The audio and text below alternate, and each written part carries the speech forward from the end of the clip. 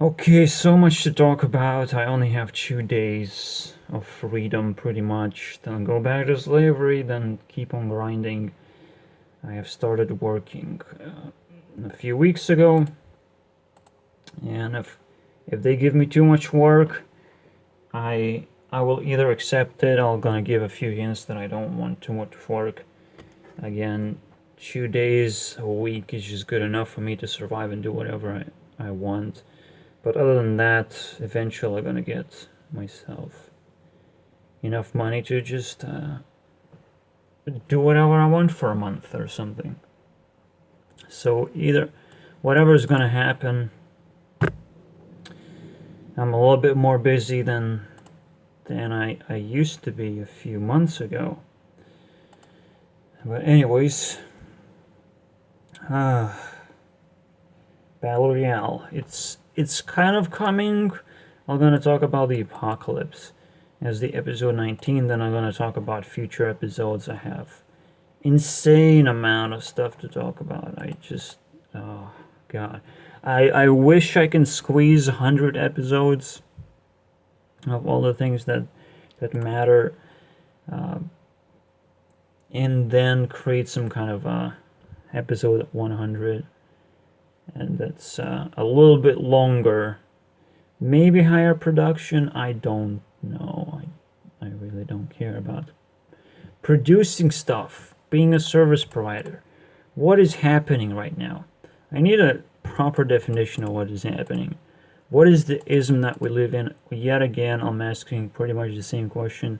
How I did that? Because I think I kind of tried time and time again. I accuse science most of the time for what is happening, but it's really tough. Like, I'm only like solely about flat Earth being such a stupid topic right now because it's so obvious, right? It's the most obvious part is whatever matters, that's what you believe in. And if round Earth doesn't actually matter, you gotta believe in flat Earth right now.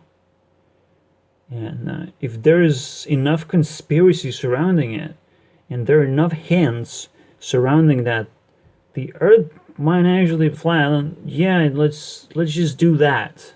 Okay, let's not think too much about what's going on. I have researched it for a long time, and I'm kind of interested. I'm entertained, so to speak, about the whole debate, and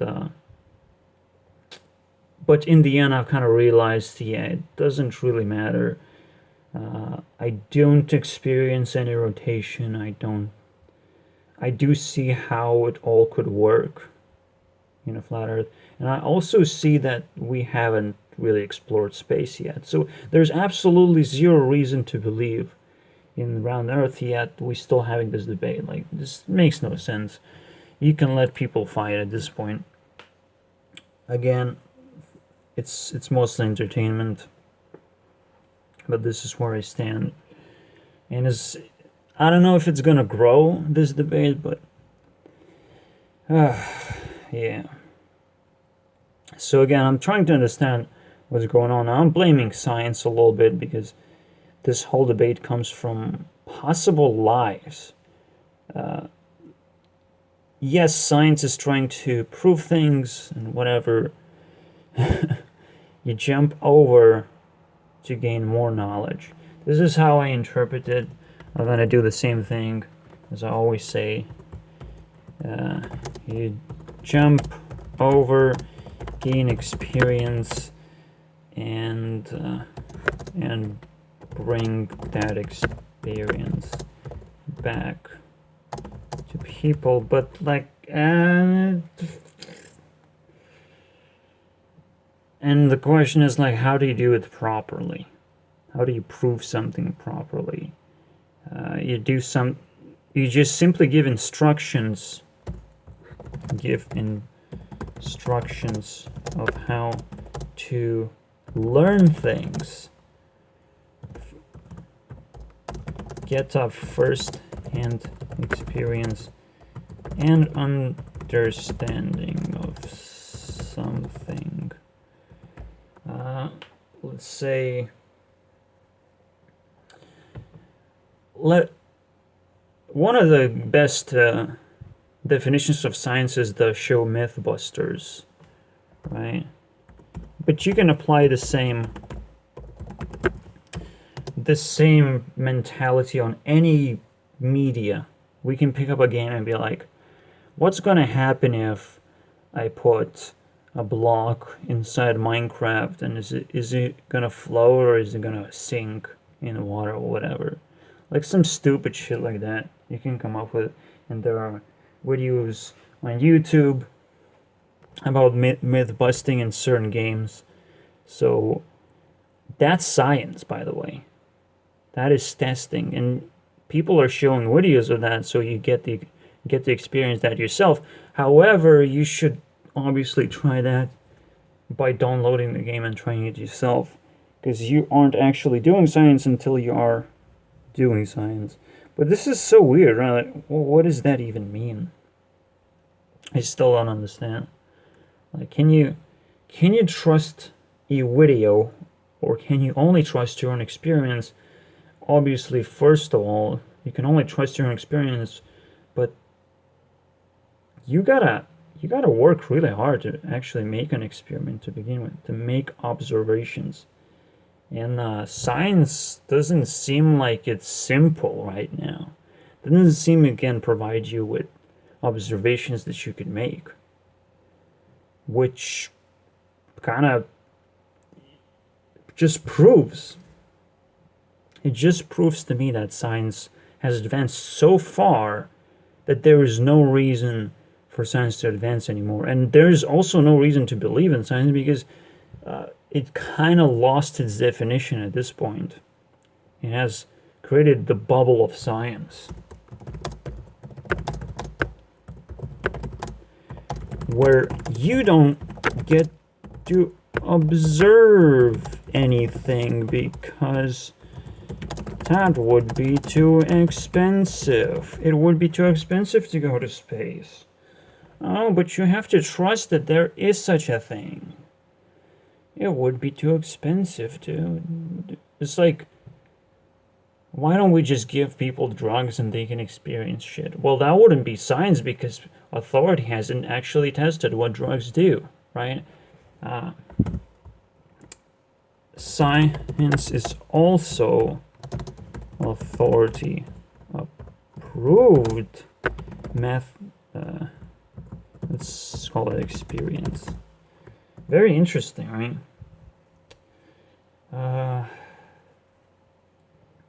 Yeah, it's really hard to put it together, but you can see sort of what I'm doing here. You cannot just go to space. You cannot experience things. The best we can get for an experience is just gaming. And that's great. I can give you guys an experience. I can give you guys a question. I'll try to figure out. Using your own experience, try to put things together and answer a question for me. And see if you come up with a more logical conclusion. How do we test whether the level of logic? I have no idea at the moment.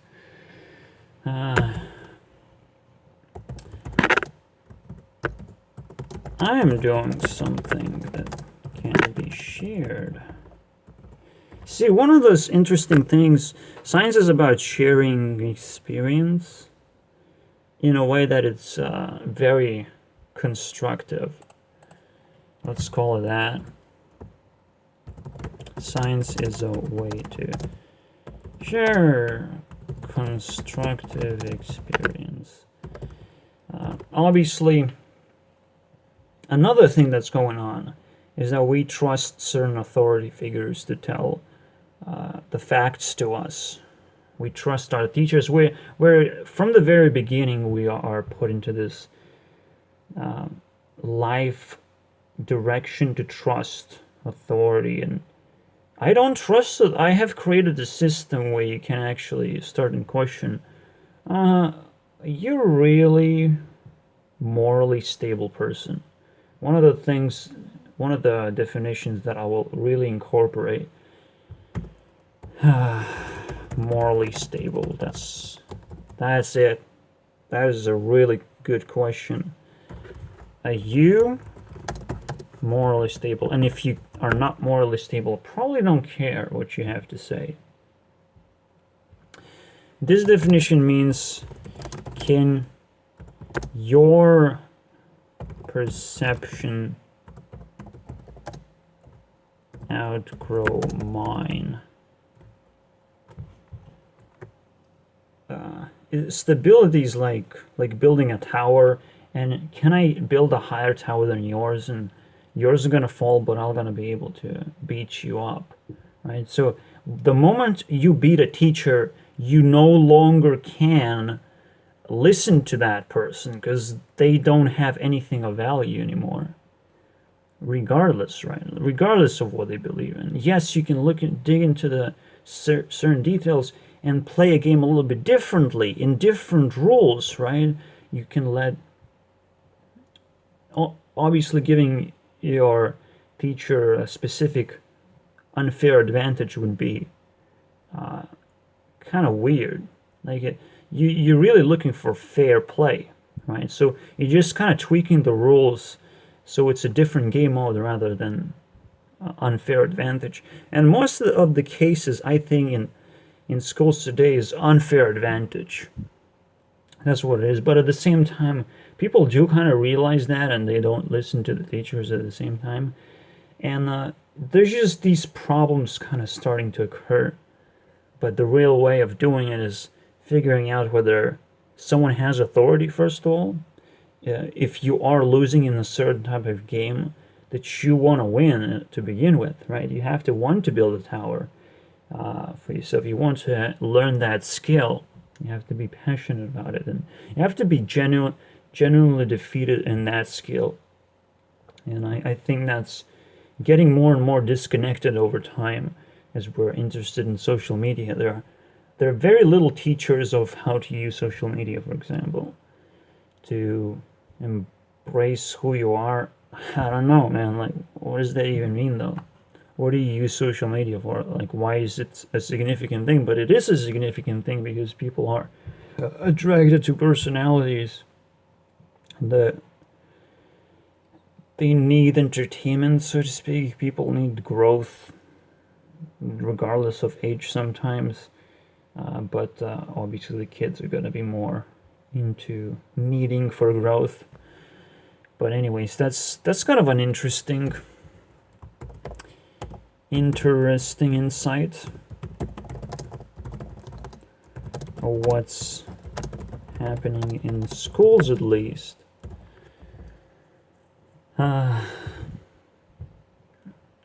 Schools are becoming more and more pointless at the same time, because you can do whatever you want, right? So there's no real direction that you can go through. So schools try to kind of specialize as much as they can, but you still want more and more choice. And if they don't teach about the things that you can do over the internet, they don't teach like game designing in an early age. Just so many things that have to be added on the list. And I don't think schools can keep up. In general, the system cannot keep up. As I've said, the bubble of science is getting where everything is too expensive to actually experience for you firsthand anymore. Just such a weird thing going on. How do you understand this? I'm gonna take a few minutes to try and figure this out. Before I do that, I don't know, we have to remind ourselves about service provision, I think, because everyone is trying to become a service provider. Everyone is trying to be as disconnected as they possibly can because they still don't understand what human connection even is, what relationships are. I don't see the proof of that. It's like, even down to the level where you say hi to a person, but like, why would you say hi to that person? what does that even mean? It has to have meaning. Every little interaction that you make has to have meaning. Nobody's sharing their intentions, nobody's sharing their thought process, being honest. It's just so weird. It is so weird. Like, what do we do? So confusion is the most rampant thing and cannot be dismissed. As I say, there's a high level of technology and it's required in language. Psychology. Because there's no way of saying language, just language. You don't just need to be a grammar Nazi in this case. You gotta be so fluent in psychology and how to communicate in general, how to not be thrown off by certain ways that people behave. You cannot just read from a script anymore. That would be fucking stupid. You gotta come up with flexible ways to react to situations, but at the same time you need moral basis from that. You need some kind of principles that you respond with, but you do it in a flexible way, right? Because you treat people differently simply because they're different. People are different, right? But you have at the same time you have principles that make you treat people fairly and for the same reason, so to speak, or you're going through the same reasoning. It's kind of complicated. You treat people by their differences, but you put them on the same scale, and nobody's really capable of like threatening you and jumping out of the scale and abusing your methodology anymore. I think that's the important reason what I'm trying to teach people is creating such a scale, creating again a personality that cannot be abused. So what is happening? And is it scientism? I would call it a scientism because again we have the bubble of science. But this has to be kind of rephrased. It has to be something super obvious. And again, I'm gonna take a few seconds here. Okay, the first thing is that again, teachers aren't teaching something useful. So most of the stuff that teachers are going to teach, and you're just not going to experience that. Like chemistry, it's really hard. And people start talking about chemistry and science and all this stuff as if it's somewhat useful. But it's such a cringe. Because it's not. What is useful right now is us communicating and trying to put out as meaningful of a message as we possibly can, and trying to connect at the same time, trying to understand each other's interests. That is not happening at all, right? I think the biggest problem from the bubble of science is we are distracted and confused. And that's exactly what authority wants. Because we're always going to go back and say, well, there is the authority, there is the establishment, so why not just settle down for whatever authority, however authority operates at this point. It's like authority always wins the war of confusion and also the war of curiosity.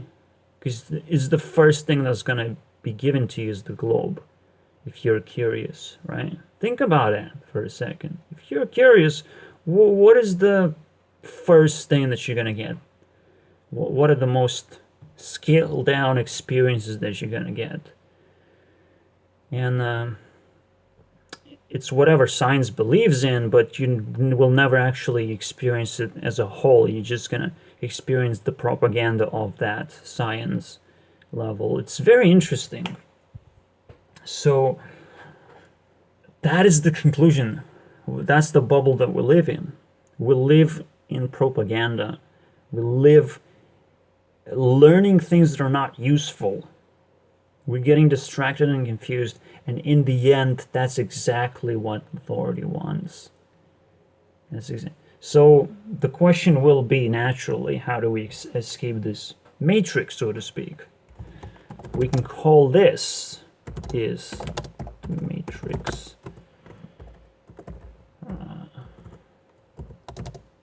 It's the same as saying the bubble, but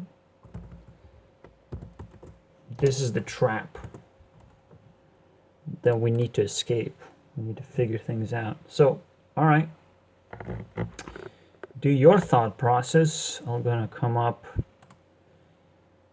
with the version of Apocalypse, I suppose. That's gonna be the next episode. We'll see. See you guys next time.